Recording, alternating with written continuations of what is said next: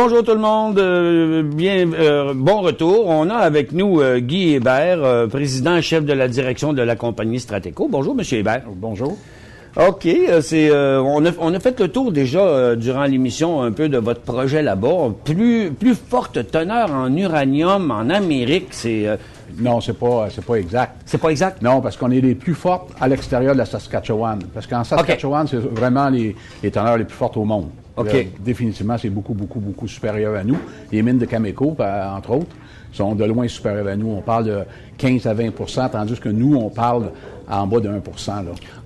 Par contre, par rapport à ce qu'on a en Afrique, on est 5 à 10 fois plus riche que qu'est-ce qu'ils minent en Afrique. Ah bon? On a la teneur la plus haute au monde à l'extérieur de la Saskatchewan. Puis 1 % par rapport à 20 % ça reste exploitable? Ah oui, beaucoup, définitivement. Nos coûts de production sont probablement dans le tiers inférieur des producteurs présentement. On parle entre 25 et 25, 27, 28 $ la livre. Plusieurs producteurs sont à 40. Les grands producteurs qu'on connaît comme Cameco, Paladin, Uranium Pourquoi One, ça leur coûte plus cher si la teneur est plus forte? Cameco, la teneur est parce que les autres sont obligés dans plusieurs de leurs opérations, ils ont beaucoup de problèmes d'eau en Saskatchewan, entre autres McArthur Mine, Cigar Lake. Oui, en dessous du lac qui était inondé à un moment donné. Ils sont obligés de geler le sol. Ils ont des gros systèmes pour geler la roche, pour être capable de miner une roche gelée. Fait qu'ils ont des coûts assez... Puis le fait que ça soit très, très riche, c'est toutes des no-entry qu'on appelle. C'est fonctionnait avec des équipements, je ne peux pas dire des robots, là, mais dangereux. Des équipements, oui, l'exposition à cette teneur-là sont Chez vous, dans votre future mine, là, une roche qui a 1 %, là, on peut-tu prendre ça dans nos mains? Bien, définitivement. Ouais. C'est certain que ce ne sera pas bon de la lécher ou de faire des choses comme ça, là. Mais on peut avoir accès. Par contre, il y a des secteurs du projet qui sont beaucoup plus riches que ça. On avoisine le 8, le 6, le 10 %.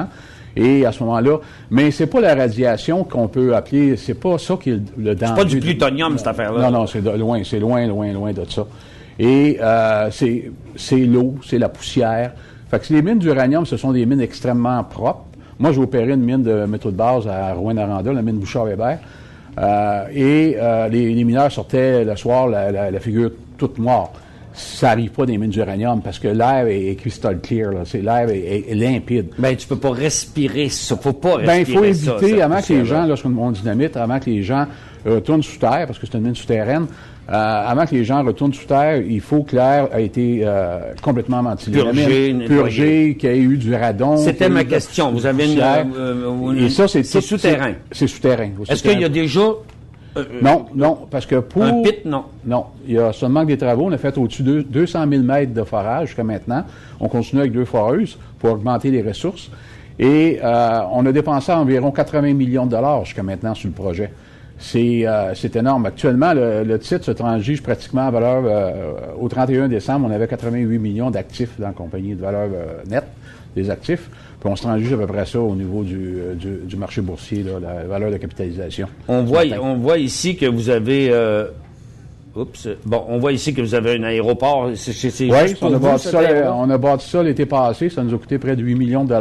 Es-tu en asphalte ou en ciment? Non, elle est en gravel. En gravel, ouais. OK. Par contre, ça nous permet, c'est une piste qui a 1,3 km de long, qui nous permet d'avoir accès à des cargos.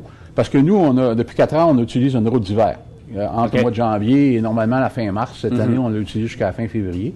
Et pour amener tout le fuel, le carburant, les matériaux de construction, toutes ces choses-là. Fait que ça nous coûte, juste seulement que la route d'hiver, on parle de 8 à 900 000 $ par année, qui naturellement dure à peu près 3 mois. Il y en a comme un long, parce qu'il y a déjà... 140 km. À partir de la route la plus proche? La 167. OK, c'est la route du Nord, ça? Ça, c'est la route qui va être prolongée là, sur 260 km là, à l'intérieur du plan Nord. Qui passe à Chibougamau, puis devant le lac Mistassini, là? Oui, jusqu'à la moitié du lac Albanel. OK. Jusqu'à une place qui s'appelle Témiscaming. OK. Et c'est là que l'extrémité de la route 167. À partir de là, nous, on a fait une route d'hiver qui va pas sur les lacs, là, c'est à terre. Et la route des Monts-Tiges va suivre à peu près à 80 % pour le premier 130 km, la route d'hiver. Est-ce que c'est la route d'hiver qu'on voit ici sur l'image que vous voyez là-bas? Parce que là, j'ai une photo du mont... j'ai sur Google Earth, là, j'ai le mont Tiche qui est ici. Là. Oh, c'est possible, je ne sais pas, c'est la première fois que je vois. C'est possible. On voit ça sur... Parce qu'il y a beaucoup de chemins forestiers dans ce secteur-là.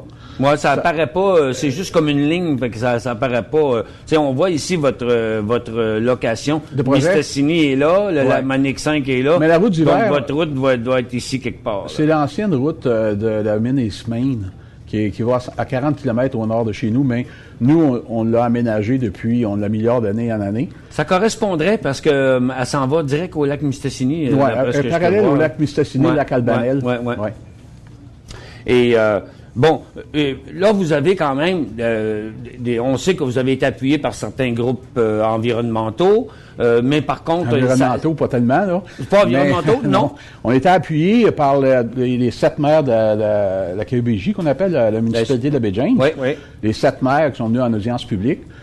Qui nous ont appuyés. On était appuyés par la famille de Tallyman, là, les Tallyman, c'est les chefs des familles, là, ceux qui ont les trappes les lignes de trappe qu'on appelle, là, parce que tout le territoire de la Baie-James a été distribué, a été recoupé en lignes de trappe qui sont attribuées à des familles.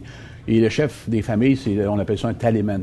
Okay. Et toutes les Tallyman, pas toutes, mais les Tallyman où notre projet est localisé, la famille Conechiche, eux autres nous ont appuyés publiquement lors des audiences publiques. Mais pas le conseil des cris lui-même. Non, le conseil des cris de Mistassini aux audiences publiques, on a été bien déçus de ça parce qu'on avait travaillé pendant 2 ans et demi avec l'ancien conseil. Puis il y a eu des élections au mois d'août. Et eux autres, ils ont été un petit peu poussés. Ils avaient pris l'engagement de se positionner vis-à-vis du projet pour les audiences publiques. Et eux autres, ils considèrent qu'on ne les a pas assez informés. Fait qu'est-ce qu'on fait? On a signé une entente avec le Criminal Exploration Board en fin décembre. On a finalisé ça en janvier de cette année. Et eux autres s'occupent, le CRIWay, qu'on appelle, à informer la population sur l'uranium. Cette entente-là, qui a été signée avec le Criminal Exploration Board, c'est pour informer. Un des premiers gestes qu'ils ont posé, c'est que en avril, sont 11 qui sont allés en Saskatchewan visiter des mines de Cameco, et rencontrer aussi des communautés autochtones là, qui vivent à proximité des mines. Et ça a été extrêmement positif. Ben oui, j'ai une bonne idée. C'est la meilleure chose à faire. C'est extrêmement positif. Et puis là, maintenant, il y a quelqu'un à plein temps à Mistassini qui a été nommé par le Criminal Exploration Board qui représente, c'est un Tallyman, qui, la semaine passée, on a rencontré 24 personnes à Mistassini, dont 10 Tallyman, des chefs des familles. Et on travaille. Il faut gagner le support. Ils n'ont pas le droit de veto parce qu'on est sur des terres de catégorie 3, c'est-à-dire des terres publiques du Québec. Donc, est-ce qu'ils pourraient pas s'opposer globalement et légalement, ils n'ont pas le droit, sauf que il y a le légal, puis il y a l'acceptation sociale qui est très importante pour le gouvernement. Ils se mettent à barrer des routes. Ils sont pas... la relation est très polie, très, très polie, mais il faut... C'est tranquille, habituellement. Moi, je connais bien la réserve du Mistassini pour y avoir été de nombreuses fois.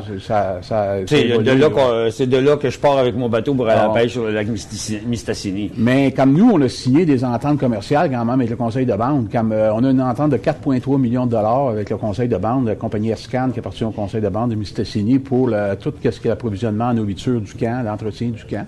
C'est une entente de 3 ans. Qui a été signée là, tout récemment. Ensuite, pour le chemin d'hiver, c'est une autre compagnie des CRI. Ils ont des revendications pour pouvoir participer. Ils veulent être informés, puis naturellement, comme je parlais des groupes environnementaux qui, de façon générale, sont contre beaucoup de projets de développement, que ce soit, en tout cas, ils font qu'est-ce qu'ils pensent, c'est leur job, mais nous, c'est certain qu'il y a des gens qui sont présents en plein temps, des Blancs, sur la réserve, puis eux autres, disons qu'ils font beaucoup d'activistes contre le projet. Mais non, on avance. Et, on a eu des audiences publiques en novembre. Là, on a fini les consultations pour l'étude d'impact environnemental. On attend la décision. Ça devait être les 2 présidents du comité d'examen provincial et le comité d'examen fédéral avaient dit aux audiences publiques qu'ils rendraient leur décision ou leur recommandation. C'est pas une décision, c'est une recommandation pour la fin février. Là, on les attend quelque temps en mai. Là, on attend que ça... C'est bien évident qu'avec les événements du Japon, il n'y a plus personne qui est pressé à donner une décision là-dessus. Là. Oui, mais il y a un peu de psychose là, qui s'est installée. Ça se stabilise. Et puis, moi, je pense que l'industrie nucléaire va sortir plus forte de ça. Parce que, pour commencer, ils vont s'apercevoir qu'il n'y a vraiment pas eu S'il y a eu des morts, il n'y en a pas eu beaucoup qui sont associés à ça. Il n'y a pas encore le décompte lié à ça. C'est vraiment des actes of God. Ce sont des vieux réacteurs qui ont quand même résisté. Là, il n'y a pas eu d'explosion comme à Tchernobyl. Puis c'est le plus gros tremblement de terre que presque qu'on a enregistré sur la planète. Là, avec un des plus gros tsunamis. Suivi d'un tsunami, oui, c'est ça. Puis tout le monde n'a pas un réacteur nucléaire à un endroit instable comme eux autres. Ben, j'espère que non. D'après vous, le temps file, mais... Oui, j'espère que non aussi. Mais le temps file, mais ce que je trouve intéressant, c'est que on regarde le prix de l'aluminium dans le moment... l'uranium, pardon. On voit Cameco qui, lui aussi, écoute, Cameco valait 43 piastres en février, il en vaut 27,50 là. Ouais. Puis si vous regardez le graphique là à l'écran, je vous fais rouler les compagnies d'uranium. Ils sont tous pareils. Ils ont tous le même graphique. Et exactement, le vôtre fait pas exception. Il se retrouve à 60 cents, ça valait 1 piastre et 30 avant. Ouais. Mais la majorité, ces compagnies-là qu'on a là-dedans sont pas toutes des producteurs. Il y en a beaucoup que c'est juste des... Non, il y a 5-6 producteurs là, vraiment concentrés sur l'uranium dans le monde. Il y en a vraiment pas beaucoup. Et c'est... jusqu'à maintenant, jusqu'à récemment, jusqu'à ces événements-là, les courbes des graphiques d'uranium suivaient vraiment ce qu'on appelle le spot price uranium. Ouais, c'était vraiment des twins qu'on appelle. Là. C'était vraiment des comme la majorité des spots. Par contre, le spot price a descendu beaucoup. Il s'est stabilisé. Là, il est redescendu, mais le long-term price, lui, a bougé de 72 à 70 $. Lui, il n'a pas été affecté par ça. Le long-term price n'a pas été affecté à ça. Et c'est là-dessus qu'on se base. Nous, quand notre étude économique qui a été faite sur les ressources de 2009, on calcule 20 millions de livres, et non le 12,7 comme j'ai vu à la présentation, c'est 20. C'est 20? Oui, c'est 20. Et l'étude économique a été faite là-dessus. Et c'est un projet qui est extrêmement rentable parce que les coûts de production sont bas par rapport à notre CAPEX, qu'on appelle le coût d'investissement capital. C'est un projet avec votre mine, là, vous prévoyez faire la construction comme débuter la production de la mine maintenant, avec les délais qu'on a eus, là, on parle fin 2014, début de 2015. Et c'est certain qu'il y a énormément d'audiences publiques. Là, comme présentement, on a complété les audiences sur l'étude environnementale. Ensuite, à l'été, on s'attend à avoir, qui est planifié, c'est les études sur la licence faite par la Commission canadienne de sûreté nucléaire. Il faut dire qu'au Canada, il y a seulement 4 compagnies qui ont été qualifiées par la Commission canadienne de sûreté nucléaire. Il y a Cameco, Areva, les Français, Denison et Strateco. Et vous, qu'est-ce que vous faites pour vous assurer d'être qualifié? Est-ce que vous avez... nous, c'est basé un peu sur l'expérience. Moi, j'ai mis 2 mines en production au Québec. Mais pas d'uranium. Pas d'uranium. On a quand même une petite expérience de l'uranium, mais le groupe, les gens à qui on travaille, c'est des gens qui ont beaucoup d'expérience dans l'uranium. Et c'est pour ça qu'en 2008, on a été qualifié. Ça nous donnait la permission d'appliquer pour la licence, pour le programme d'exploration. Ensuite, pendant 2 ans, de 28 mois qui va durer ce programme d'exploration-là, en autant qu'on ait la licence encore une fois, là, ils vont nous regarder comme si on suit vraiment les règles. C'est extrêmement complexe. Et à ce moment-là, on va appliquer pour la licence de production, la construction de l'usine, mais il faut refaire tout le processus des audiences environnementales. C'est un processus, contrairement à l'or, parce que j'ai mis une mine d'or de production aussi au Québec, c'est un processus qui est extrêmement long, mais éventuellement va être bénéfique, parce que... Malheureusement, on est déjà rendu dans le dernier... 15 minutes, ça va très, très vite. On est déjà rendu dans les dernières secondes. Dites-nous, la route que le gouvernement s'apprête à rallonger là, est-ce que c'est en partie pour vous ou pour autre but? Il y a nous qui vont bénéficier le plus rapidement parce qu'elle va se rendre d'ici, théoriquement, à la fin 2012. On devrait être relié. Ensuite, tu as Stornoway, qui est à 260 km au nord, le projet Diamant, un projet intéressant. Ensuite, tu as le projet East Main, qui est à 40 km au nord de chez nous. Et il y a d'autres projets. Ça va ouvrir la région, pas seulement pour le mine, mais pour la forêt. Parce qu'il y avait déjà d'autres choses de prévues. Il y a Stornoway au nord de nous. Monsieur Hébert, merci beaucoup. C'était bien gentil de venir nous rencontrer. Je suis disponible en tout temps. Au revoir. Merci.